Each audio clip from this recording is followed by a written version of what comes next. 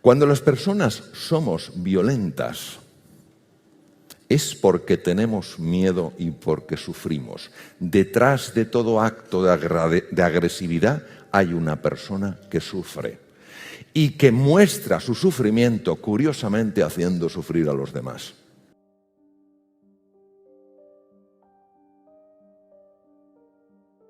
Nosotros hoy, aunque usamos palabras, y las palabras son el gran descubrimiento del ser humano hace 150.000, 200.000 años,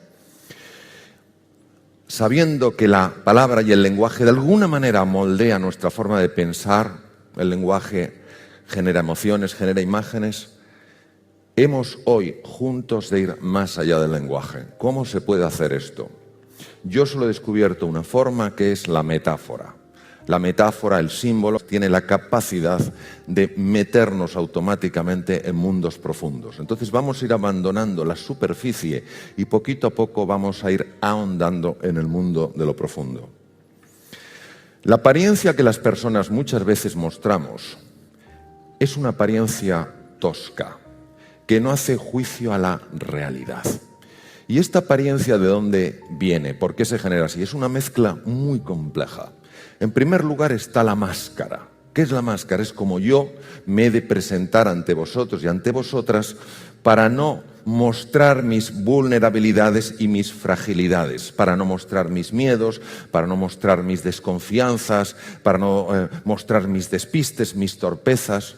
Pero a veces, por más que la máscara esté actuando, observando la realidad atentamente, diciéndome, Mario, quieto, no muestres esto, ponte más serio, la espalda más recta, de vez en cuando se cuelan torpezas, se cuelan inseguridades, se cuelan miedos, se cuela la sombra, descubierta por Carl Gustav Jung en un sueño, cuando vio que algo le seguía y sintió terror. De repente se dio la vuelta y vio que lo que le seguía era su propia sombra. Pero, sin embargo, también sabemos que en la expresión que tenemos las personas a veces hay una enorme grandeza y nos sale una idea colosal, o somos especialmente creativos o especialmente bondadosos y generosos. Y eso es porque también se cuela lo más profundo que hay en el ser humano, que es hacia donde está destinado en nuestro viaje. El núcleo, el core, la esencia del ser humano, lo que nos da nuestra existencia. Si nosotros vamos abandonando un poco el pensamiento, lo cual se consigue a través de la reflexión profunda, la meditación, el silencio. Empezamos a alejarnos de este diálogo incesante que a veces tenemos, esta jaula de grillos, penetramos en el núcleo de la geoda. Y en el núcleo de la geoda, que es el mundo del inconsciente, ya no hay pensamiento, solo hay una experiencia directa con la realidad, una intuición profunda de lo que eres. Y el primer estrato que nos encontramos es la sombra. ¿Qué es la sombra? Todo aquello de ti, no solo que no te gusta, sino que crees que no es aceptable y has sumergido en las profundidades de la inconsciencia porque crees que si lo muestras vas a ser rechazado. Hay una sombra que es la sombra blanca en la cual sumergimos incluso la alegría. Imaginaros que habéis estado en un entorno familiar cuando erais pequeñitos o un entorno escolar y vosotras vuestra alegría la mostrabais y alguien os ha dicho, aquí todo es demasiado serio. ¿Qué es eso de reírse tanto o estar tan contento? No sé si sabéis que después del desastre de Cuba, donde España fue un desgarro, Valle Inclán atacó durísimamente, la generación del 98, Valle Inclán atacó durísimamente a Joaquín Sorolla, el pintor de la luz, porque no podían aceptar en aquella época donde todo el mundo se desgarraba las vestiduras y se cubría el cuerpo de ceniza, no podían entender un pintor de la alegría, un pintor de la ilusión, un pintor de la luz. Y eso nos pasa también a las personas, vamos sumergiendo aspectos nuestros porque parece, da la sensación, tenemos la idea de que si los mostramos no vamos a ser aceptados. Por eso, la primera experiencia cuando se entra a través de la meditación, la reflexión o el silencio profundo es la experiencia con la sombra. No es una experiencia agradable, es entrar en el basurero. Pero ese basurero es parte de lo que somos. Y si no lo asumes, si no lo asumimos, si lo aceptamos, va a salir por los recovecos y cuando menos te interesa, vas a decir lo que no querías decir. Y cuando menos te interesa, vas a hacer lo que no querías hacer. Pero fijaros, en el núcleo de la geoda está el ser, lo que nos da la existencia, lo profundo, lo inefable, lo que no hay manera de describirlo con el lenguaje, pero se puede experimentar con extraordinaria profundidad. La sombra, como no la aceptamos, la proyectamos en los demás y les rechazamos. Y yo, por ejemplo, si no acepto gestos míos de la torpeza y he sumergido la torpeza, veré con claridad diáfana la torpeza en los demás y en los demás lo rechazaré. Qué cosa tan curiosa, cuando los demás están actuando como espejo mío. El ser humano no tiene miedo a su oscuridad, tiene miedo a su luz. Vivimos tanto en la cáscara, en la superficie, incluso en contacto con la sombra, que no se nos ha pasado por la cabeza que si encendiéramos un poco la antorcha, veríamos que además de las telarañas, además de las paredes viejas y agrietadas, hay un tesoro de incalculable valor que somos cada uno de nosotros. Imaginaros que fuéramos olas. Una ola que tiene un nivel de conciencia elevado sabe que está hecha de mar y por tanto ve a otra ola, sea más alta, más baja, más ancha, más delgada, y la reconoce como de la misma naturaleza y por tanto sería absurdo que tú atacaras a algo que es de tu misma naturaleza. Pero ¿qué pasaría si la ola se hubiera olvidado de que está hecha de mar y solo se fijara en su forma y dijera: yo soy una ola y tú eres una ola diferente y no hay nada que me una a ti en la distancia? Ese momento que no se sabe cuándo se originó es cuando surge en el ser humano la creencia que creemos que hay, o entendemos que es la más profunda, que anida en el ser humano, y que es el ego. El ego es una creencia de enorme profundidad en la separación. Cada ola se ve separada del resto. Por tanto, si tú, otra ola, desapareces, te estrellas con una roca, ¿qué más me da si tú eres distinta a mí? De ahí nace el egoísmo, el ensimismamiento, el centramiento exclusivamente en uno. Pero si yo reconozco que tú, ola, vas a estrellarte contra una roca, pero entiendo que tú y yo somos unidad porque somos océano, ya me importa y jamás te podrá hacer daño. Esta creencia se genera muy pronto en el ser humano, probablemente va de generación en generación y nacemos con ella. Y tiene un arraigo importantísimo a nivel del cerebro. Cuando somos niños, al sentirnos aislados, aunque vivamos en una familia y vivamos en un entorno cultural, al sentirnos aislados, al sentirnos en peligro, al sentirnos indefensos, cualquier experiencia que tengamos de pequeñitos, que incremente esa sensación de pequeñez, de aislamiento, de miedo, de impotencia, cuando somos mayores eso está ahí. Y vamos a un sitio, vamos a una fiesta, nadie nos hace ni caso, y ese no sentirte aceptado inmediatamente produce un disparo en esas estructuras cerebrales. Vamos a un sitio, encontramos la incertidumbre, no sabemos cómo controlar, ¡cha!, se vuelve a disparar la pistola. ¿Qué ocurre en el cerebro cuando se dispara este trigger, cuando se dispara esta pistola, este gatillo? Hay cambios muy profundos. Y el primero, como os he comentado, es que ciertas áreas del cerebro, la amígdala, ciertas áreas del hipotálamo, el hipotálamo lateral, se ponen en marcha y dan lugar a una reacción de alarma. Fijaos, no digo de alerta, no digo estratégico, digo de alarma. Cuando esta reacción de alarma se produce, estamos probablemente ante el origen de la violencia, porque sale la bestia que hay en nosotros. Pero esto no es porque el ser humano en su núcleo no tenga bondad, verdad o belleza. Es porque vivimos a nivel de una creencia muy instalada que es el ego, donde cada ola no se siente parte del mar. Cuando las personas somos violentas, es porque tenemos miedo y porque sufrimos. Detrás de todo acto de agresividad hay una persona que sufre y que muestra su sufrimiento, curiosamente, haciendo sufrir a los demás.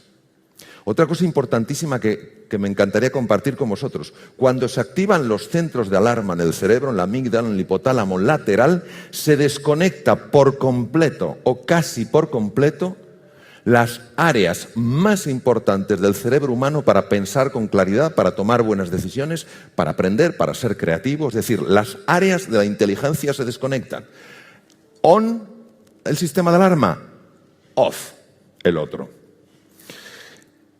El budismo no es una religión en el sentido habitual que utilizamos, aunque religión viene de religare, que es volver a unir lo separado.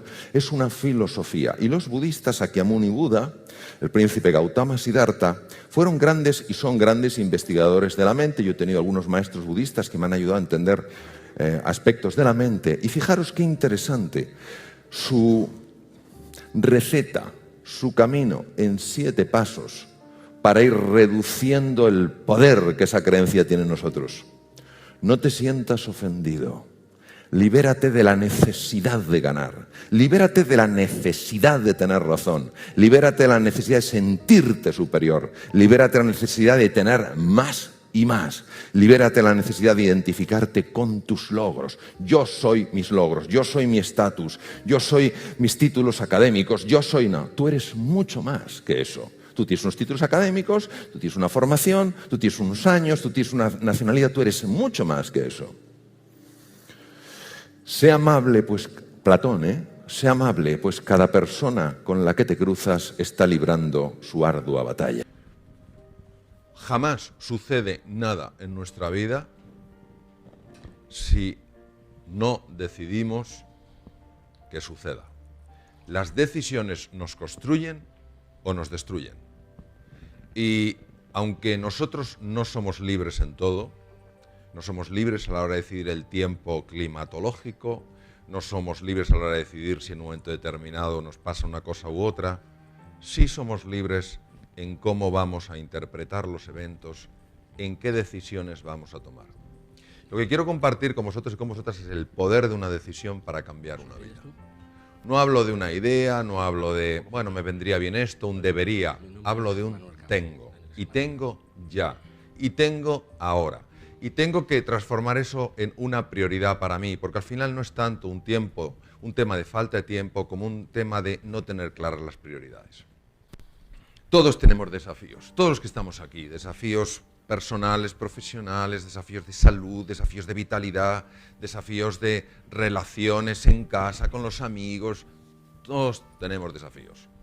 Y nuestra mente, que es algo demasiado complejo para ser definido, hace siempre una valoración. ¿Tengo o no recursos para hacer frente a esos desafíos? Es un gravísimo error pasarse la vida mirando las limitaciones. Ahora bien, ¿qué pasa en la mente de una persona que está enfocada en sus limitaciones? Vamos a profundizar al interior del cerebro humano y vamos a hablar de nuevo de algo que ya ha mencionado clarísimamente Alex, de las creencias. Y voy a mencionar a Ortega porque también para mí tiene un pensamiento fascinante. Las ideas las tenemos, las creencias vivimos. ¿Cuál es la diferencia entre una idea y una creencia? La diferencia es que la idea la tienes en el intelecto, en la parte consciente. Yo tengo una idea de lo que voy a hacer hoy, tengo una proyección mental de lo que haré dentro de un par de horas. Las creencias no sabes que las tienes porque están por debajo de la consciencia, están en el subconsciente. Y la creencia no se ve en lo que dices, sino en cómo vives, porque se expresan cómo miras, cómo hablas, cómo te mueves, cómo gesticulas, cuál es tu tono de voz, cómo funciona tu cuerpo. Si el cuerpo es el subconsciente, si las células están en contacto todas con el mundo subconsciente, poner una idea en el subconsciente para que se convierta en una creencia tiene un poder brutal. El poder de que una persona que no tiene un buen performance en la vida transforma esa creencia, y esto lo sé por experiencia, porque lo he visto y porque lo he vivido, y empieza a dársete brutalmente bien algo que antes te parecía imposible. Fijaros qué creencias, lo repito, no sabes que las tienes, pero están actuando en tu forma de ver, en tu forma de analizar la realidad, en tu forma de pensar. No tengo suficientes recursos, no puedo actuar eficazmente, obtengo resultados desfavorables. Imaginaos esa visión tan parcial de la realidad, tan limitada, tan miope. No puedo lograr lo que necesito. Sé que un nuevo fracaso sería devastador para mí y jamás podría recuperarme de él. Imaginaos el poder de esto. Cómo esto puede limitar una vida por grande que sea. Nosotros no vivimos al nivel de nuestras capacidades. ¿Qué va? Vivimos al nivel de nuestras creencias. Porque afectan a todo. a esa lectura de cómo te ves, a tu imagen, a cómo ves a los demás, al mundo. Claro, no sé, no llego, no valgo. ¿Cómo que no sabes? ¿Cómo que no llegas? ¿Cómo que no vales? No, es que no sé, no llego, no valgo. ¿Cuántas veces lo has intentado? No, lo he intentado una vez. Y eso es evidencia de que no. Es que estamos hablando de que las creencias que uno tiene en su subconsciente tienen acceso directo, no digo indirecto, directo, a tu inteligencia, a tu memoria, a tu imaginación, a tu creatividad, a todo. ¿Cuáles son las emociones que ponen en marcha? Resistencia, rechazo, ataque, ira, culpabilización, muchas veces contra uno mismo. Freud decía que la depresión es la agresión vuelta contra uno mismo. Porque una persona no para de tener pensamientos negativos, acaba entrando en un proceso depresivo. ¿Por qué? Porque el pensamiento no es algo etéreo. No hay pensamiento sin sentimiento, no hay sentimiento sin emoción, no hay emoción sin proceso corporal. Negación, huida, escape, salida, aislamiento, parálisis, bloqueo, sufrimiento. La diferencia entre dolor y sufrimiento. El dolor es inevitable. A mí me dan un martillazo y eso me va a doler. El sufrimiento es pasarme el día entero diciendo, mira que soy tonto, haberme acercado tanto al martillo. No es necesario llenarse de culpa y de vergüenza para aprender. Esto encierra al cerebro. Los conocimientos modernos en neurociencia afectiva y sobre todo algunos de mis maestros pioneros en este campo han mostrado clarísimamente que lo que el corazón quiere sentir, la mente se lo muestra. Y que una persona bloqueada emocionalmente está anulada psicológicamente. Lo intelectual y lo afectivo se pueden distinguir como la cara y la cruz de una moneda, pero no se pueden separar. No hay cara sin cruz, no hay cruz sin cara. Por eso al final la actitud, que es como yo me posiciono frente a una realidad, es la gran diferencia. Me posiciono con esa sensación de impotencia aprendida, sensación de desesperanza, sensación de yo no puedo, no tengo talento, no valgo. Es que si yo me posiciono en esa situación, ya he abandonado antes siquiera de que hayan dado el pistoletazo de salida. Un área de debilidad en tu vida, en la mía, es un área donde no ha habido estudio ni exploración. No has estudiado ni has explorado. ¿Por qué? Porque directamente, ¿para qué vas a estudiar y explorar en algo que no esté bien? Segundo, no hay búsqueda de ganar experiencia por aversión a ese área.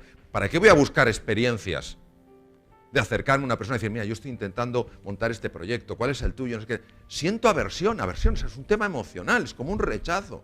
¿Por qué? Porque pienso que no tengo nada especial, nada valioso que ofrecer. Me falta el talento, me falta la capacidad. Tercero, no entrenamiento por miedo al error.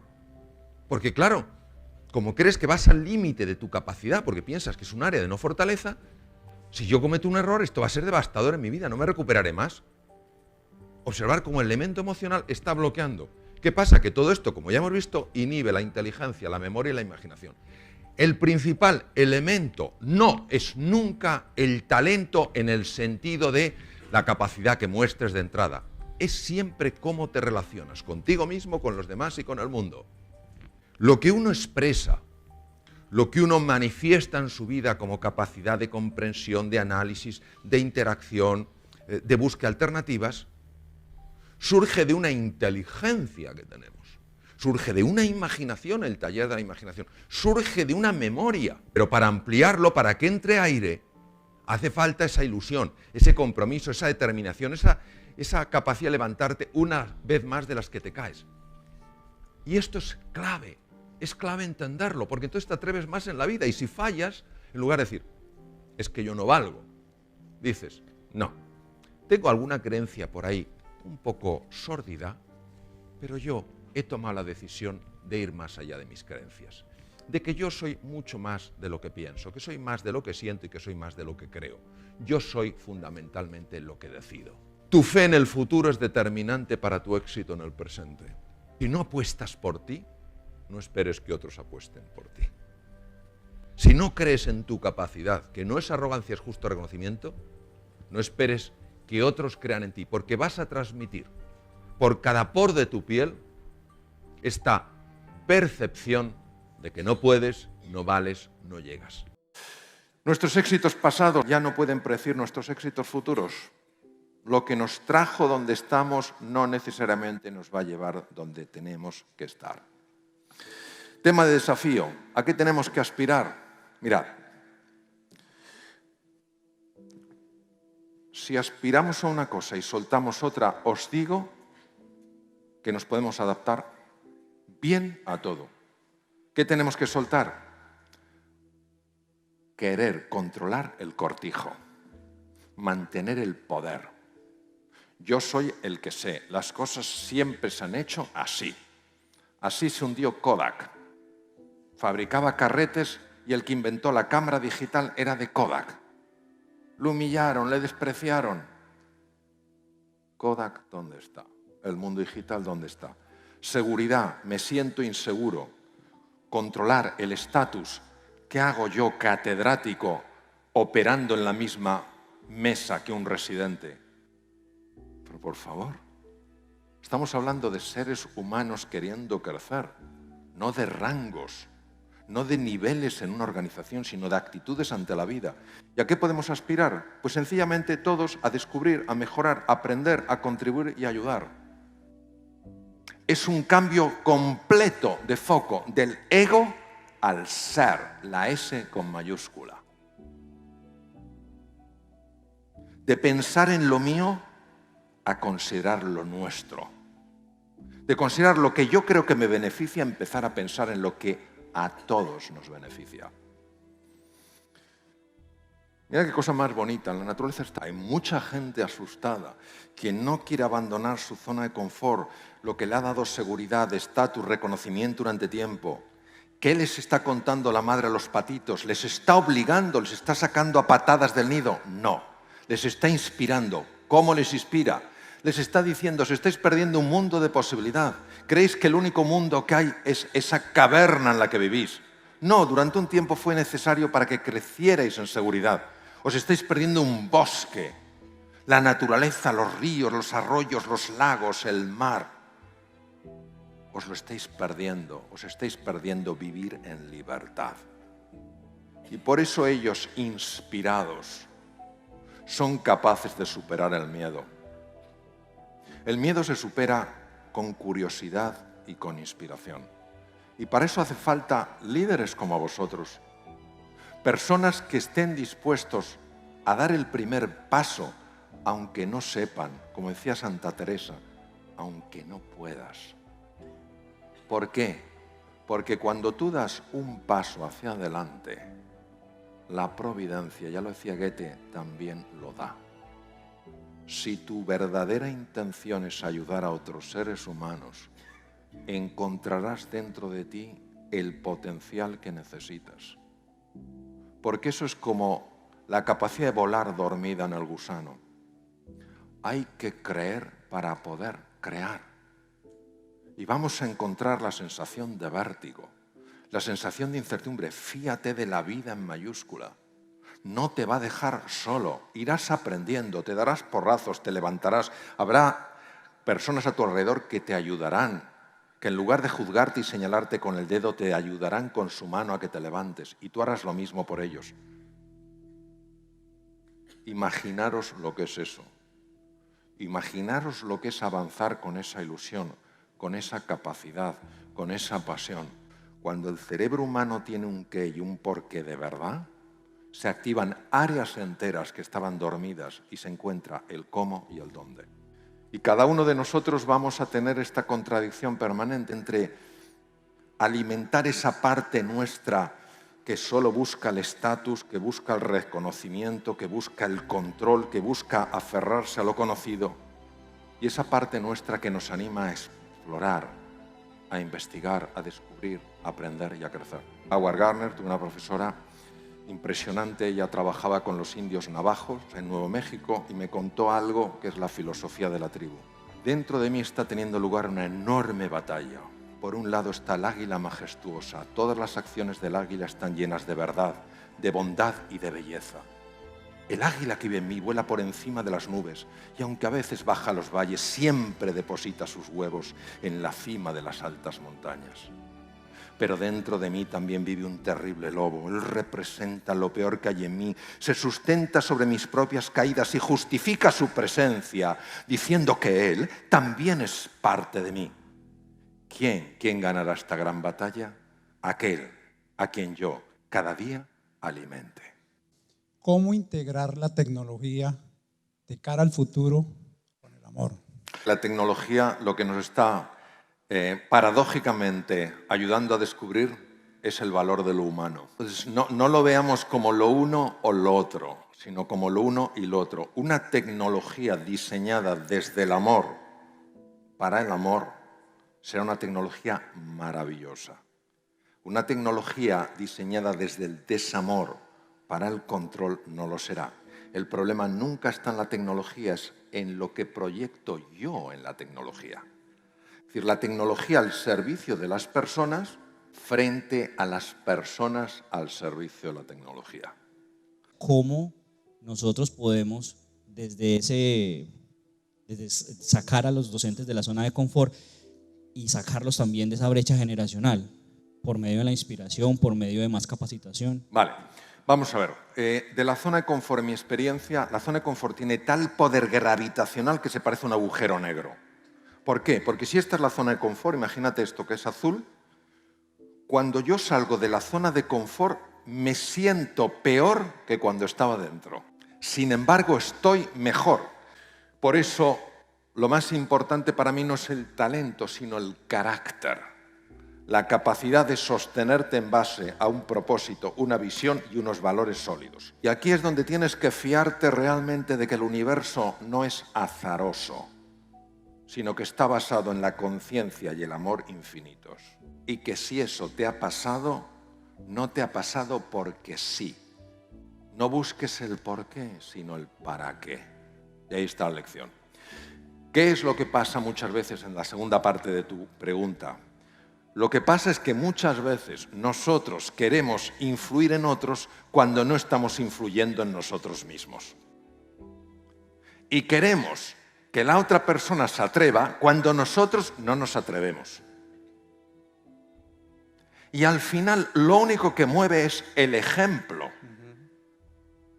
Porque el ejemplo no depende de lo que dices, sino de cómo vives. Y por eso el trabajo fundamental es el trabajo interior. Porque si yo comunico desde una forma nueva de ser y de estar, mi comunicación llega al corazón. Si yo hablo desde el concepto, no puede pasar de la cabeza. O sea, al final, en lo pequeño es trabajar para aflorar tu grandeza.